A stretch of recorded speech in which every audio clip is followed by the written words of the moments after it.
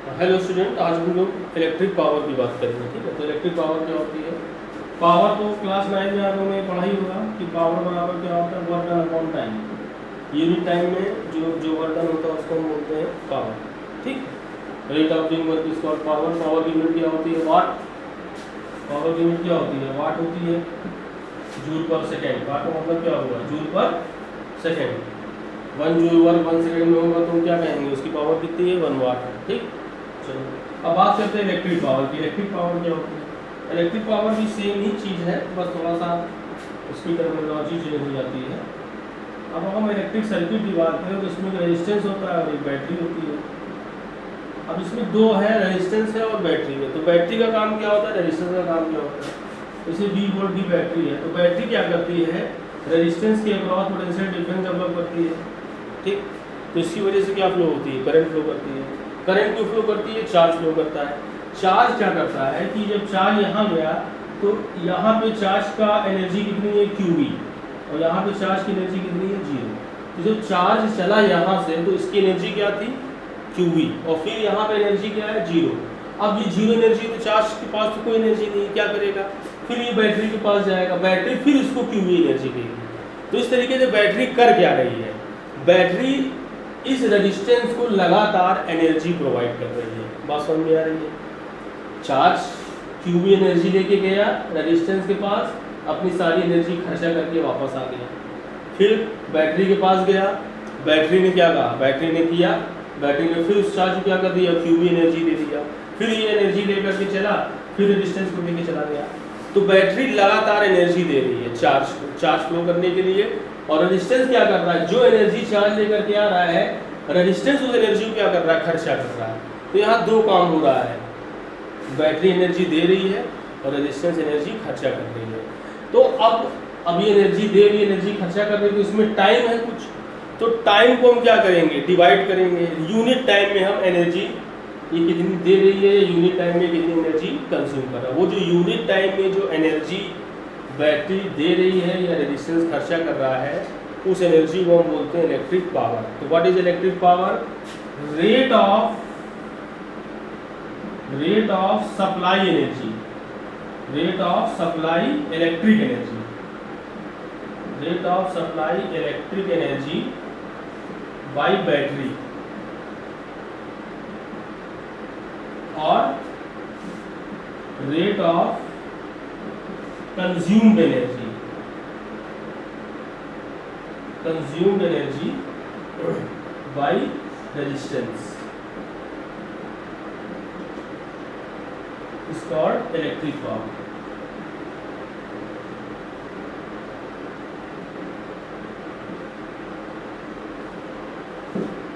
तो ये electric power की डेफिनेशन है कि rate of supply electric energy by battery या rate of consume energy by resistance is called electric. बात दोनों एक ही है, जो एनर्जी बैटरी देगी वही एनर्जी रेजिस्टेंस क्या करेगा? कंज्यूम करेगा। ठीक है, तो ये इलेक्ट्रिक पावर है। तो इलेक्ट्रिक पावर की यूनिट क्या हो जाएगी? E इक्वल टू हम लिख सकते हैं H/T। H क्या है? एनर्जी सप्लाइड बाय बैटरी और कंज्यूम बाय रेजिस्टेंस। तो यूनिट वही वाट होगी, जूल पर सेकेंड। ठीक है, बस ये होगा, नोट कर लो इसको।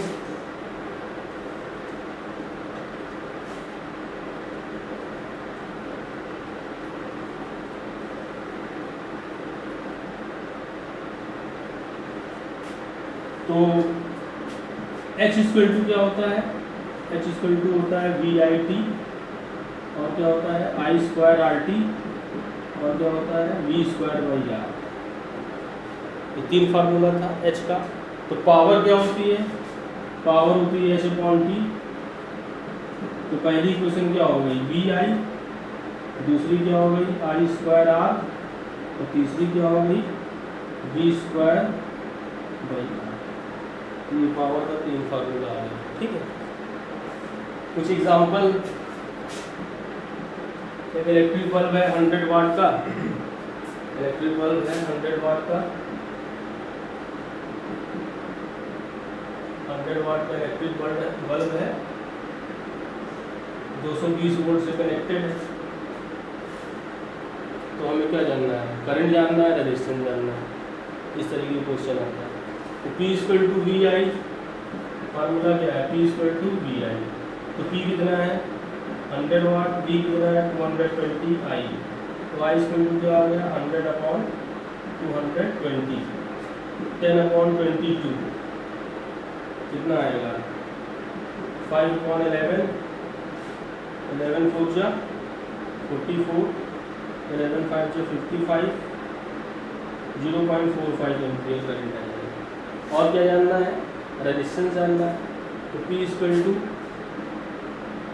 V²/R, तो R क्या हो गया V²/P, तो ये क्या हो गया 220 का स्क्वायर अपॉन वाट कितना है 100, तो ये क्या हो गया 220 इंटू 220 अपॉन 100, हम 0 कट गया, तो 22 जा 44, 22 जा 44 और 4 48, 484 ओम रेजिस्टेंस है। तो इस इलेक्ट्रिक बल्ब का रेजिस्टेंस कितना है 484, और करंट कितनी फ्लो करेगी 0.45 एम्पियर करंट फ्लो करेगी। इस तरह के क्वेश्चन आ सकते हैं।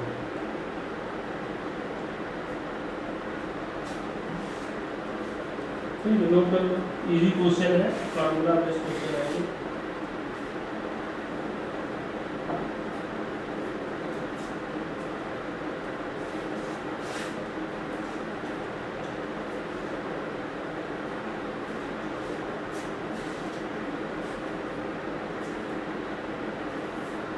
बात करते हैं commercial unit of electric power.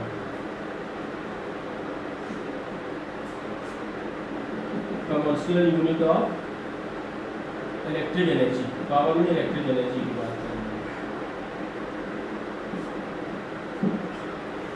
Electric energy की यूनिट क्या होती है, जूल होती है, लेकिन जूल जो है बहुत छोटी यूनिट होती है, तो हम लोग किलो जूल ले सकते हैं। किलो जूल क्या हो जाएगा, 1 किलो जूल में 1000 जूल होगा, किलो जूल में 1000 जूल हुआ। तो ये भी कोई बहुत बड़ी यूनिट नहीं है, केवल 1000 यूनिट है। कमर्शियल यूनिट का मतलब है जो हमारे घरों में जो सप्लाई होती है, तो हम लोग क्या करते हैं इलेक्ट्रिक एनर्जी का यूज़ करते हैं। तो उस इलेक्ट्रिक एनर्जी का जो यूज़ करते हो तो उसकी जो कॉस्ट है वो मंथली आती है। तो मंथली जो जूल के टर्म में या किलो जूल के टर्म में उतनी ज़्यादा होगी कि मतलब वो लार्ज अमाउंट हो जाएगा। तो इसलिए हम कोई बड़ी यूनिट की हमको ज़रूरत पड़ेगी। तो मतलब एक बड़ी यूनिट ढूंढी जाए, तो क्या होगी देखा जाए। देखो, power equal to energy upon time, तो energy equal to power into time. तो पावर यूनिट क्या होती है वाट, और टाइम यूनिट क्या होती है सेकंड। तो वाट सेकंड किसके बराबर है, जूल के बराबर है। तो एक जूल की दूसरी यूनिट है वाट सेकंड, यानी कि 1 जूल इक्वल टू क्या होगा, 1 जूल इक्वल टू होगा 1 वाट इंटू 1 सेकेंड, यानी कि 1 वाट पावर 1 सेकेंड तक अगर रन करेगा तो 1 जूल एनर्जी को कंज्यूम करेगा। ठीक है, अब इसको बड़ा करें। बड़ा करने का मतलब है कि वाट को हम क्या कर दें, किलो वाट कर दें, और सेकंड को हम कर दें आवर। मतलब वाट को किलो वाट कर दिया, सेकंड को क्या कर दिया आवर, तो एक नई यूनिट आ जाएगी किलो वाट आवर एनर्जी। इसी को हम बोलेंगे कमर्शियल यूनिट। इसको यूनिट ही बोलते हैं। क्या बोलते हैं इसको, यूनिट, सिंपली यूनिट ही बोलते हैं। हमारे घरों में जो बिजली का बिल आता है वो यूनिट में आता है। तो यूनिट का मतलब क्या होगा, kilo watt hour.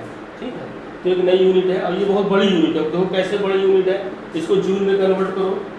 1 kilowatt hour को 1 kilowatt hour, 1 kilowatt का मतलब 1000 वाट, और 1 आवर का मतलब 3600 सेकेंड। तो ये कितना हो गया 36, 1 2 3 4 5 जीरो। तो ये वाट सेकेंड का मतलब क्या होगा, जूल। तो ये हो गया 3.6 into 10 to the power of 1 2 3 4 5 6, 1 2 3 4 5 6 6 joule. तो ये देखो 1 kilowatt hour 3.6 into 10 to the power of 6 joule के बराबर होता है।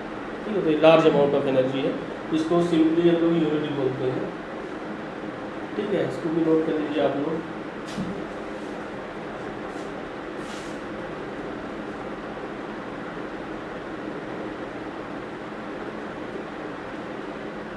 कुछ एग्जाम्पल, एक रेफ्रिजरेटर है 500 वाट का। ठीक है, एक रेफ्रिजरेटर है 500 वाट का है, डेली 10 घंटा चल रहा है। तो हमको 1 मंथ में कितना इसकी कॉस्ट आएगी, और रेट जो है वो है 6 रुपीज़ पर यूनिट। मतलब 1 यूनिट अगर खर्चा होगी तो 6 रुपीज़ देना पड़ेगा। तो डेली 10 आवर्स चल रहा है तो हमको बताना है कितनी कॉस्ट आएगी। क्वेश्चन समझ में आया? एक रेफ्रिजरेटर है 500 वाट की, 10 घंटे डेली चलती है, 30 डेज में हमको अमाउंट जानना है, और हर यूनिट की यूज़ पर 6 रुपये हमको देना पड़ेगा। तो कितनी एनर्जी खर्चा हुई? एनर्जी जो है वो एनर्जी खर्चा हुई पावर इंटू टाइम। तो पावर कितनी है? 500 वाट। तो 500 वाट को हम 1000 से डिवाइड कर देंगे तो ये किलो वाट हो जाएगा। और टाइम कितना है? टाइम 10 आवर 1 दिन में, तो 30 दिन में कितना हो जाएगा? 30 इंटू 10। ये 0 0 0 0 कर दिया, 0.5 इंटू 300 किलो वाट आवर। कितना हो गया ये? 150 किलो वाट आवर यानी कि यूनिट। तो कॉस्ट क्या हो जाएगी? कॉस्ट 6 रुपये एक यूनिट का है, तो 6 से गुणा कर 6 इंटू 150 रुपीज़। 6 5 जा 30, 6 1 जा 6 3 900 रुपीज़। तो मंथली हमको 900 रुपीज़ देना पड़ेगा। तो कमर्शियल इलेक्ट्रिक एनर्जी में इस तरीके के क्वेश्चन आते हैं कि कोई भी इलेक्ट्रिक अप्लायंसेस दे देंगे, उसकी पावर दे देंगे, इतने दिन इतने घंटे चलेगा तो उसकी यूनिट बता देंगे। ठीक है, तो ये commercial unit of electric energy था। और बस यही लास्ट टॉपिक था चैप्टर का। इसके बाद फिर हम लोग नेक्स्ट वीडियो में नेक्स्ट चैप्टर स्टार्ट करेंगे, मैग्नेटिक इफेक्ट ऑफ करंट।